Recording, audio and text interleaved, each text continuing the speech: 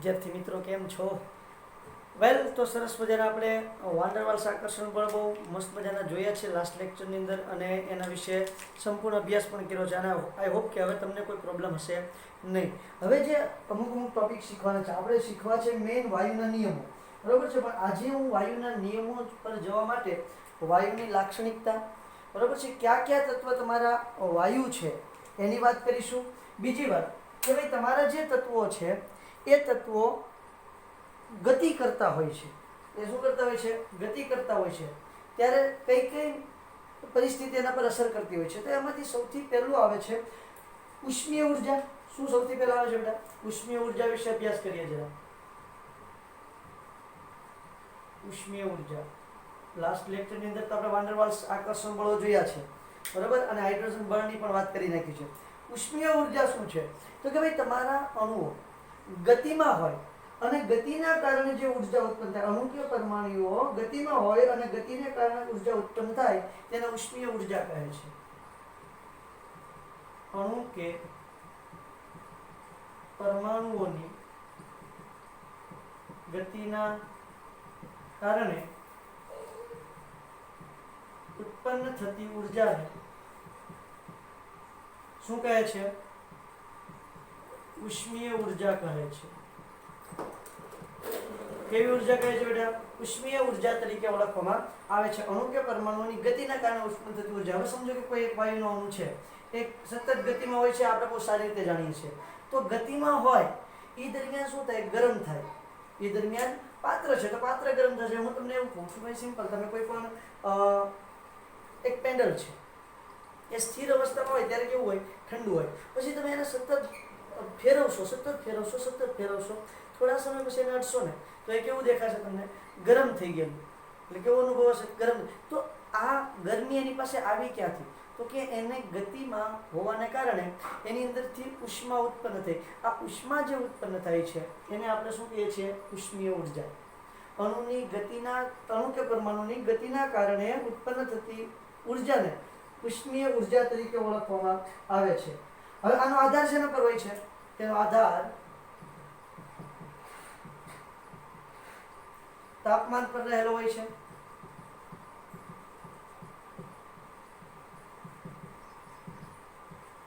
શેના પર રહેલો હોય છે? તાપમાન પર. અહીંયા અણુ અને પરમાણુની વાત થાય છે. હવે અણુ અને પરમાણુને તમે તાપમાન નહીં આપો ત્યાં સુધી એની ગતિમાં ફેરફાર નહીં થાય.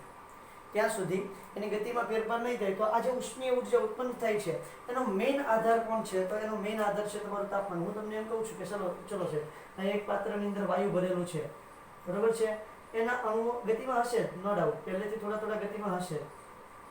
પછી હું એને તાપમાન આપું છું, ઓરડાના તાપમાને વાયુ ભરેલું તાપમાન આપ્યું તો ગતિમાં શું થાય? વધારો થાય, ફૂલ ગતિમાં આવશે. તાપમાન ઘટાડી દો પહેલા. તાપમાન શું કરી દઉં છું? ઘટાડી દઉં, બરફ લગાડી દઉં છું. તાપમાન ઘટાડી દઉં તો એની ગતિમાં શું થાય? ઘટાડો થઈ જાય, એટલે ગતિ આરામ થશે, નિરાત. ક્લિયર થાય છે કે? તો આ જે ગતિ છે એ ગતિનો ઉષ્મીય ગતિ છે, એ ગતિનો આધાર કોના પર છે? તો કે તાપમાન પર રહેલો છે. જેમ તાપમાન વધે તેમ અણુ પરમાણુની ગતિ વધે. આ ગતિને ઉષ્મીય ગતિ પણ કહે છે. એટલે કે અણુ પરમાણુ ની આ ગતિના કારણે ઉષ્મા ઉર્જા ઉત્પન્ન થાય. એટલે અણુના પરમાણુ જે આ ગતિ કરે છે ને એને ઉષ્મીય ગતિ તરીકે ઓળખવામાં આવે છે. તાપમાન આધાર રાખે છે. તાપમાન વધારતા અણુ કે પરમાણુની ગતિમાં વધારો થાય છે અને ઘટાડતા શું થાય? ઘટાડો થાય. અને તાપમાન ઘટાડતા ઘટાડો થાય. તાપમાન ઘટાડતા શું થાય? ઘટાડો. અને તાપમાન વધારતા શું થાય છે? વધારો થતો તમને જોવા મળે.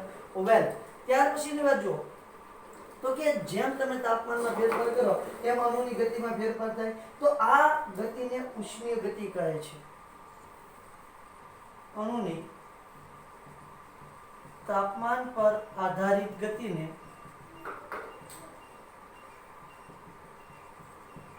ઉષ્મીય ગતિ કહે છે. હવે ઉષ્મીય ગતિને કારણે જે ઉર્જા ઉત્પન્ન થાય એને શું નામ આપી દીધું છે? ઉષ્મ ઉર્જા. ક્લિયર? હા કે ના? ઉષ્મીય ગતિનું બીજું શું નામ કહેવાય? થર્મલ ગતિ.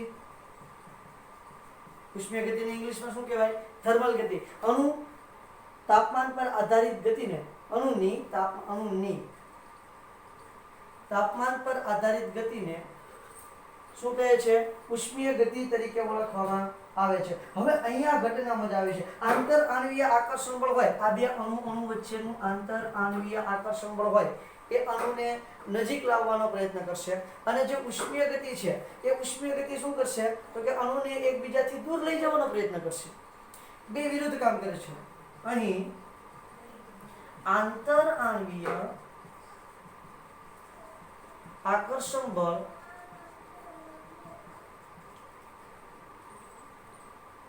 અણુને નજીક લાવવાનો પ્રયત્ન કરે છે, જ્યારે ઉષ્મીય ગતિ એટલે ઉષ્મીય ઉર્જા લખી નાખો. ઉષ્મીય ઉર્જા એકબીજાથી દૂર લઈ જવાનો પ્રયત્ન કરે છે. આંતર આણ્વીય આકર્ષણ વડે એકબીજાની નજીક લાવવાનો પ્રયત્ન કરે છે, જ્યારે ઉષ્મીય ઉર્જા છે અથવા તો ઉષ્મીય ગતિ કહો છો, તે એકબીજાને શું કહે છે? દૂર લઈ જવાનો પ્રયત્ન કરે છે. તેથી આ બંને પરિબળોના સમન્વયથી તમારા પદાર્થની અવસ્થા નક્કી થશે. મતલબ શું થાય? તો કે જો આંતર આણ્વીય આકર્ષણ બળ ઉષ્મીય ઉર્જા કરતાં વધારે હોય તો અણુ એકબીજાની નજીક આવશે અને ઘન કે પ્રવાહી અવસ્થામાં રૂપાંતર પામશે. પણ જો ઉષ્મીય ઉર્જા વધારે હોય તો આકર્ષણ બળ કેવું થઈ જશે? ઘટી જશે. તો અણુ એકબીજાથી દૂર જશે અને તમારી જે અવસ્થા હશે તમને કઈ મળશે? વાયુ. આ બંને બળોના સમન્વયથી પદાર્થની અવસ્થા નક્કી થાય છે. જો શું કરવાનું છે? જો આંતર આણ્વીય આકર્ષણ વધુ હોય તો ઘન કે પ્રવાહી અને ઉષ્મીય ઉર્જા વધુ હોય તો વાયુ અવસ્થા ધારણ કરે છે. કોણ? તમારો પદાર્થ વાયુ અવસ્થા ધારણ કરશે. હવે અહીંથી એક ઇમ્પોર્ટન્ટ વાત એ થાય છે કે તમે બે વાયુના અણુ અથવા તો જથ્થો લઈ લો, કોઈ વાંધો નહીં, બે વાયુના અણુઓને એકબીજાની નજીક લાવો છો. સાહેબ દબાણથી નજીક લાવો, વાયુના અણુ નજીક આવી જશે. સમજો કેટલા નજીક આવી જાય, પણ એ પ્રવાહી કે ઘનમાં રૂપાંતર નહીં થાય. કેમ? કેમ કે એની ઉષ્મીય ઉર્જા હજી કેવી છે? વધારે. જેવું દબાણ દૂર કરશો એટલે શું થઈ જશે? તરત એ પાછા વાયુમાં રૂપાંતર પામશે. તો સાહેબ અમારે પ્રવાહીમાં કે ઘનમાં રૂપાંતર કરવા માટે કરવું શું? એક જ કામ કરી શકો તમે. શું? પહેલા એની ઉષ્મીય ઉર્જા ઘટાડવાની અને પછી એકબીજાની નજીક લાવવાની. જો ઉષ્મીય ઉર્જામાં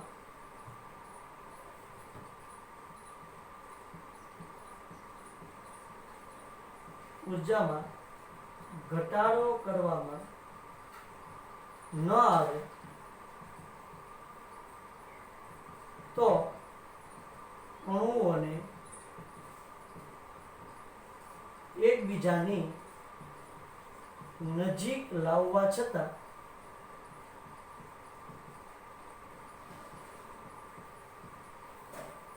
ઘન કે પ્રવાહીમાં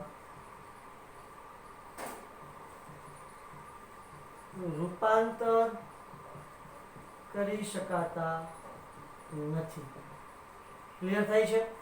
એટલે તમે જો એની ઉષ્મા ઉર્જામાં ઘટાડો નહીં કરો, એના તાપમાનમાં ઘટાડો નહીં કરો, એની ઉષ્મીય ગતિમાં કે થર્મલ ગતિમાં ફેરફાર ઘટાડો નહીં કરો અને તમે એને એકબીજાને નજીક લાવવાનો પ્રયત્ન કરશો ને, એ નજીક તો આવી જશે પણ ઘન કે પ્રવાહીમાં રૂપાંતર પામશે નહીં. તમારા પુસ્તકમાં બહુ વિચિત્ર રીતે લખેલું છે, તમે બહુ સરળ અને સાદી ભાષામાં સ્ક્રીનશોટ લઈ અને લખી શકો છો. પૂછું છું બેટા, લઈ લો સ્ક્રીનશોટ. ચાલો, તો આની પરથી એક વસ્તુ સરસ મજાની આપણને ખ્યાલ આવી ગઈ. શું? તો કે ભાઈ ઉષ્મીય ઉર્જા છે એ ઉષ્મીય ઉર્જા અણુઓને એકબીજાથી દૂર લઈ જવાનો પ્રયત્ન કરે છે. વાયુના અણુઓની ખાસ આપણે વાત કરી છે, અત્યારે વાયુની જ વાત કરીએ છીએ, તો વાયુના અણુઓનું તે ઉદાહરણ લઈશ, બરાબર. અને જો તમે એને આંતરાણવીય આકર્ષણ બળની અંદર ઉદ્ભવતા હોય તો એ અણુઓને એકબીજાની નજીક લઈ જવાનો પ્રયત્ન કરશે. એટલે બંને પરસ્પર વિરોધી પરિબળો તમારી અવસ્થા નક્કી કરે છે. બંને પરસ્પર વિરોધી પરિબળો તમારી અવસ્થા નક્કી કરે છે. જો ઉષ્મા ઉર્જા વધે તો શું થશે? તો કે અણુ એકબીજાથી દૂર જશે અને વાયુમય અવસ્થા પ્રાપ્ત કરશે. જો ઉષ્મા ઉર્જા ઘટે, ખાલી એક ઘટના બનાવવાની નથી બેટા. આંતર આણ્વીય આકર્ષણ બળ ખાલી ઉત્પન્ન નથી કરવાનું. આંતર આણ્વીય આકર્ષણ બળ વધારી અને ઉષ્મા ઉર્જા ઘટાડવાની પણ છે. તો જ તમારી વાયુ અવસ્થાનું પ્રવાહી અવસ્થામાં રૂપાંતર થશે, નહીતર નહીં થાય. નહીતર શું થશે કે તમે ઉષ્મા ઉર્જા એટલી રાખશો, એની અંદર એટલું જ બળ હોય, બરાબર છે. હવે સમજો કે ભાઈ મારા બે હાથ છે, બે હાથ ફૂલ ગતિ કરે છે, પણ તમે એને ફૂલ પ્રેશર આપીને એકબીજાની નજીક લાવો તો એની અંદર જે ઉર્જા છે ને એ તો એમને જ રહેશે. પછી શું થશે? તમે જેવું દબાણ કરશો ને પછી પાછી ગતિ કરવાનું છે. હવે તમે શું કરો? મારા હાથની ગતિને પહેલાં ધીમી પાડી દો. ચાલો ભાઈ, ધીમી પાડી દીધી, એકદમ ધીમી પડી ગઈ. ઓકે, હવે એને એકબીજાની નજીક લાવો. હવે તમે દબાણ દૂર કરી દો તો ઘડીકમાં પાછી ગતિ એમ થશે નહીં. એટલે શું થાય? તો કે સ્થિર અવસ્થા પ્રાપ્ત કરશે. એવું જ તમારે વાયુઓમાં બને છે. વાયુઓમાં શું બને છે? તો કે બે અણુઓ છે, ફૂલ ગતિમાં છે, તમે એને દબાણ કરી અને પરાળે નજીક તો લાવી નાખો તો એકબીજાની નજીક તો આવશે, પણ એ જ્યાં સુધી એની ગતિમાં ઘટાડો, એની ઉર્જામાં, ઉષ્મીય ઉર્જામાં ઘટાડો નહીં કરે ત્યાં સુધી વાયુનું પ્રવાહીમાં રૂપાંતર થશે નહીં, બરાબર. વાયુનું વાયુ જ રહેશે, ભલે તમે ગમે એટલું દબાણ એની પર લગાડી દો, વાયુનું વાયુ જ રહેશે. પણ જો તમે એની ઉષ્મીય ઉર્જા ઘટાડી અને પછી એકબીજાની નજીક લાવો તો શું થશે? તો કે તમારા વાયુનું પ્રવાહીમાં રૂપાંતર થાય છે. ઉષ્મા ઉર્જા ઘટાડી વાયુઓને એકબીજાની નજીક લાવતા પ્રવાહીમાં રૂપાંતર થાય છે. શેમાં રૂપાંતર થાય છે? પ્રવાહીમાં રૂપાંતર થાય છે. તો એક વસ્તુ ફિક્સ થઈ ગઈ કે જેમ આંતર આણ્વીય આકર્ષણ બળ વધે, જેમ આંતર આણ્વીય આકર્ષણ બળ વધે એમ શું થશે? તો કે ભાઈ તમારો વાયુ હશે, વાયુમાંથી પ્રવાહી અને પ્રવાહીમાંથી ઘન. આ કોની વાત છે? આંતર આણ્વીય આકર્ષણ બળનો પ્રભાવ છે. બળનો પ્રભાવ છે. કોનો પ્રભાવ છે? આંતર આણ્વીય આકર્ષણ બળનો પ્રભાવ છે. હવે આ ફરી વખત આનો મતલબ પૂછું, વાયુ, પ્રવાહી અને ઘન. હવે જો ઉષ્મીય ઉર્જાનો હું પ્રભાવ જોવા જઈશ, કોનો પ્રભાવ જોવા જાઉં છું બેટા? ઉષ્મીય ઉર્જાનો પ્રભાવ જોવા જઈશ તો ઉષ્મીય ઉર્જાના પ્રભાવમાં આ દિશામાં મારા ભાગવું પડશે. જો ઉષ્મીય ઉર્જા વધે, ઉષ્મીય ઉર્જાનો પ્રભાવ, જો ઉષ્મા ઉર્જા વધે તો ઘનમાંથી શેમાં રૂપાંતર થાય? પ્રવાહીમાં. અને હજી ઉષ્મા ઉર્જા વધે તો પ્રવાહીમાંથી શેમાં રૂપાંતર થાય? વાયુમાં. એટલે આ પરસ્પર વિરોધી બળો છે. આંતરાણ્વીય આકર્ષણ બળ વધે તો ઘન, એક વસ્તુ કોમન પાછી ફરી વખત મગજમાં બેસાડી દઉં છું, ઉષ્મીય ઉર્જા ઘટાડી એટલે તમારે આ બાજુ ઉષ્મીય ઉર્જા વધતી હોય તો પહેલા ઉષ્મીય ઉર્જા ઘટાડી દેવાની અને પછી તમારે દબાણ વધારવાનું છે. તો શું થશે? વાયુનું પ્રવાહીમાં રૂપાંતર થાય. ઉષ્મીય ઉર્જા નહીં ઘટાડો તો વાયુનું પ્રવાહીમાં રૂપાંતર થશે નહીં, ખાલી એકબીજાની નજીક આવશે, પ્રવાહીમાં રૂપાંતર પામશે નહીં, બરાબર છે. હવે આપણે એક જરાક જોઈ લઈએ કે કયા કયા તત્વો સામાન્ય રીતે વાયુમય અવસ્થામાં તમને જોવા મળે છે. તત્વોની વાત કરું છું, અણુઓની વાત કરતા નથી, બરાબર છે. કયા કયા તત્વો વાયુ અવસ્થામાં જોવા મળે છે એની વાત કરું છું. તત્વોની વાયુમય અવસ્થા. ઓકે, તત્વોની વાયુમય અવસ્થાની વાત કરો. ચાલો, ક્યાં ક્યાં તત્વો હોય છે? તો પહેલી વાત કરી દઈએ છે કે તમે આવર્ત કોષ્ટક આખું જોવા જાઓ છો તો આવર્ત કોષ્ટક આખું જોવા જઈએ એમાં નીચેનું જે વાતાવરણનું નીચેનું સ્તર છે, આ તો પર્યાવરણ જેવું થઈ ગયું, વરણનું નીચેનું સ્તર ટ્રોપોસ્ફિયર કહેવાય.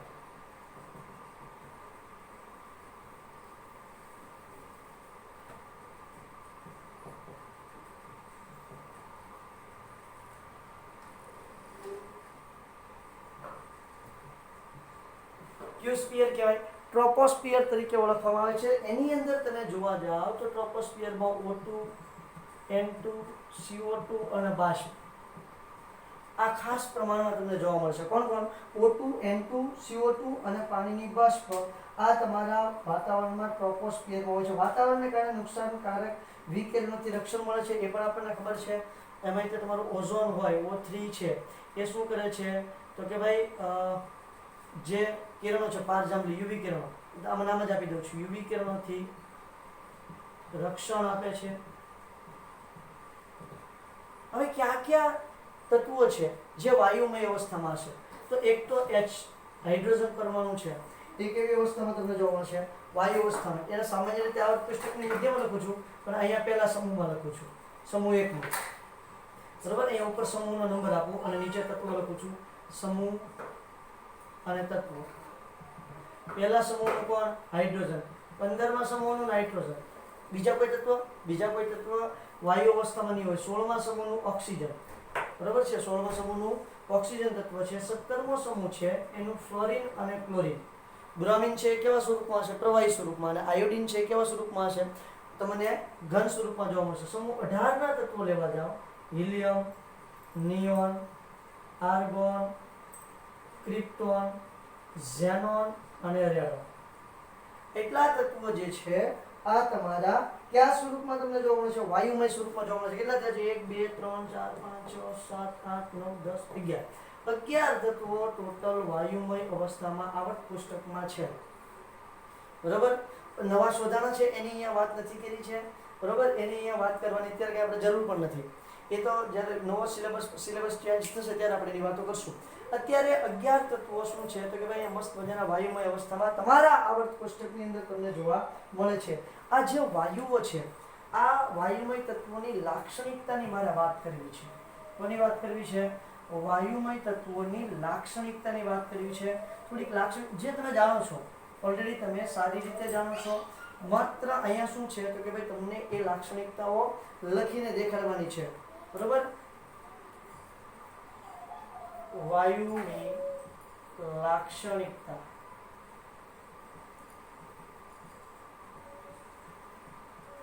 શેની વાત કરું છું બેટા? વાયુની લાક્ષણિકતાની વાત થઈ છે. કરો સાહેબ કરો, મજા આવે છે. ચલો વાયુની લાક્ષણિકતાની વાત કરો છો. પહેલી લાક્ષણિકતા, વાયુઓને ચોક્કસ આકાર, કદ અને સપાટી હોતા નથી. જેને પાત્રમાં ભરવામાં આવે છે તેનો આકાર ધારણ કરે છે. જે આપણે ઓલરેડી વાયુ આ જે ચેપ્ટર શરૂઆત કર્યું એ ચેપ્ટરની શરૂઆતમાં જ વાયુ વિશે મેં કીધું તો એની પહેલી લાક્ષણિકતા છે ચોક્કસ કદ, આકાર કે સપાટી હોતા નથી. જે પાત્રમાં ભરવામાં આવે છે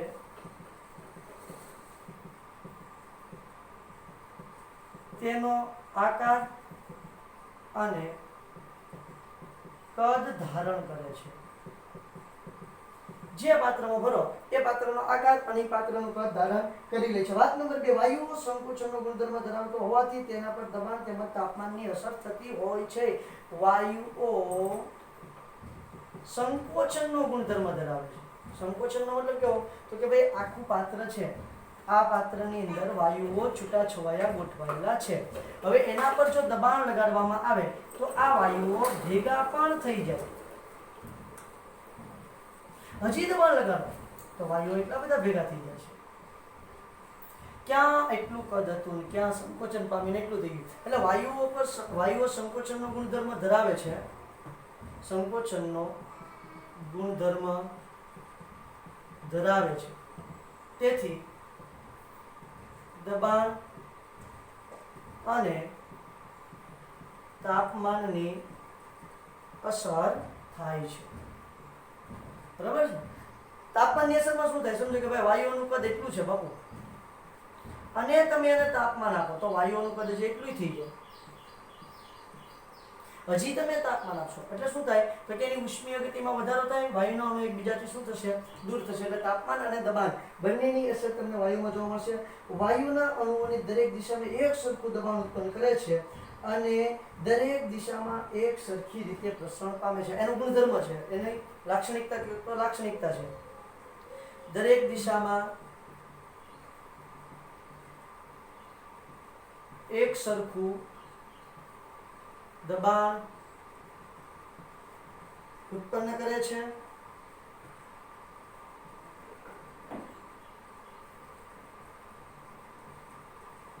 અને શું કહે છે, એક સરખું પ્રસરણ પામે છે. સમજો કે ભાઈ આવી એક રૂમ છે, મોટી રૂમ દોરેલી છે, બરોબર. આ બહુ મોટી રૂમ છે. જો એમાં બરોબર મિડલમાં એક મેં વાયુની બોટલ રાખેલી છે. હવે બોટલનું ઢાંકણું ખોલીશ. ચાલો, જો કોઈ જાતનો પવન નથી બેટા, હા નતર એમ થાય પવન આ દિશામાં જોઈએ તો પેલા પ્રસરણ આ દિશામાં થાય. પવન નથી, આપણે એવું માની લીધું, બરોબર છે. તો પવન નથી તો શું થશે, વાયુઓ બધી જ દિશામાં એક સરખું પ્રસરણ પામશે, બધી દિશામાં. ક્લિયર થાય છે આખી વાત? એટલે વાયુઓ બધી દિશામાં એક સરખું દબાણ ઉત્પન્ન કરે, એ દબાણ ઉત્પન્ન કરતું જશે અને પ્રસરણ પામતું જશે. એટલે બધી જ દિશામાં એક સરખું પ્રસરણ પામે છે. આ એની લાક્ષણિકતા છે. હા ભાઈ, પછી તો એ તો તમે પવન આપો તો એ દિશામાં વધારે પ્રસરણ પામે. સમજો કે આ તરફથી પવન આવતો હોય, આ તરફથી પવન આવે છે, તો પ્રસરણ કઈ દિશામાં થશે, એનાથી વિરુદ્ધ દિશામાં થશે. એટલે ટૂંકમાં આ દિશામાંથી પવન આવે છે તો પ્રસરણ આગળની તરફ થશે. ક્લિયર થાય છે કે ત્યાર પછીને એક વાત કરીએ તો વાયુઓ એકબીજામાં કોઈ પણ જાતની યાંત્રિક મદદ વગર એક સરખી રીતે મિશ્ર થઈ જાય છે. અહીંયા રેડ માર્કરથી લખું છું કારણ કે ઇમ્પોર્ટન્ટ છે. વાયુઓ એકબીજા સાથે યાંત્રિક મદદ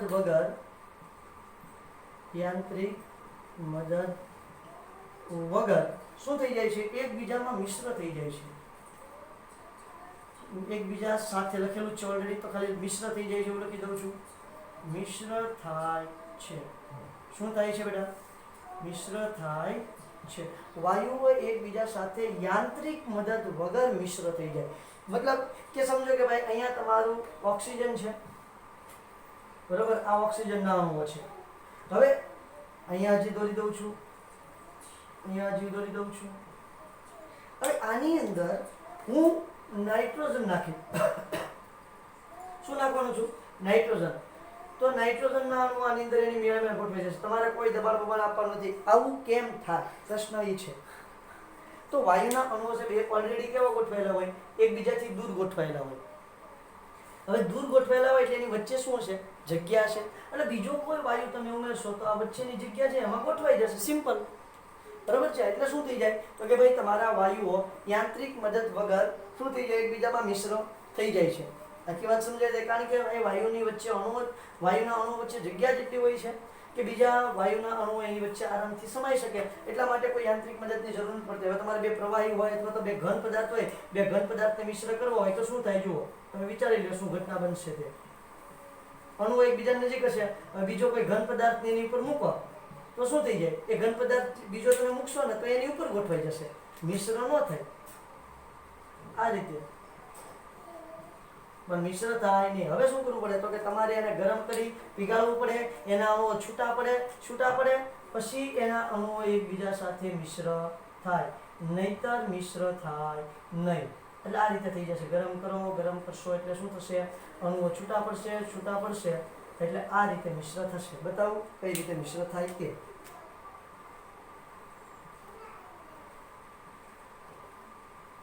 આખી વાત ક્લિયર થઈ છે?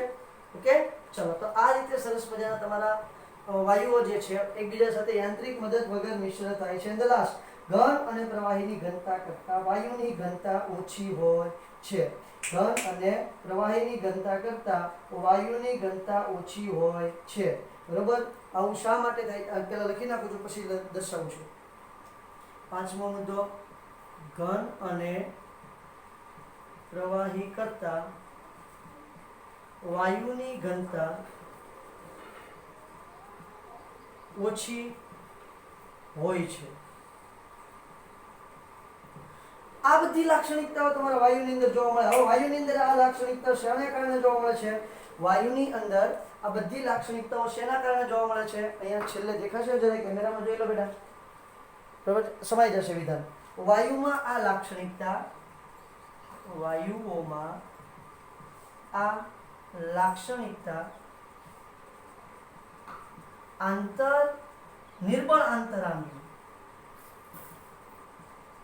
નિર્બળ આંતર આણ્વીય બળ ના કારણે જોવા મળે છે. નીચેની લાઈન દેખાતી હોવી જોઈએ. નથી દેખાતી તો આને કન્ટિન્યુ લખી દઉં છું બધા. અહીં નીચેની લાઈન નથી દેખાતી, અહીંયા કન્ટિન્યુ લખી દઉં છું, બરાબર. બળના કારણે જોવા મળે છે. વાયુઓમાં આ બધી લાક્ષણિકતાઓ નિર્બળ આંતર આણ્વીય આકર્ષણ બળના કારણે જોવા મળે છે. બહુ જ ઇન્ટરેસ્ટિંગ વાતો થઈ ગઈ છે, બહુ જ અગત્યની અને મસ્ત મસ્ત વાતો થઈ ગઈ. અને હવે આપણે પૂરેપૂરા તૈયાર છીએ. શેના માટે? તો કે પૂરેપૂરા આપણે વાયુના નિયમો શીખવા માટે મસ્ત મજાના તૈયાર થઈ ગયા છીએ. તો આપણે વાયુના સરસ મજાના નિયમો શીખવાના છે. આ વાયુના નિયમો શીખવા જતાં પહેલાં એટલી વસ્તુ તમને આવડવી જોઈએ. ક્લિયર? તો હવે વાયુના નિયમો આપણે નેક્સ્ટ લેક્ચરથી શીખીશું. આજે આપણે એટલે સુધી રાખીએ. Okay, thank you.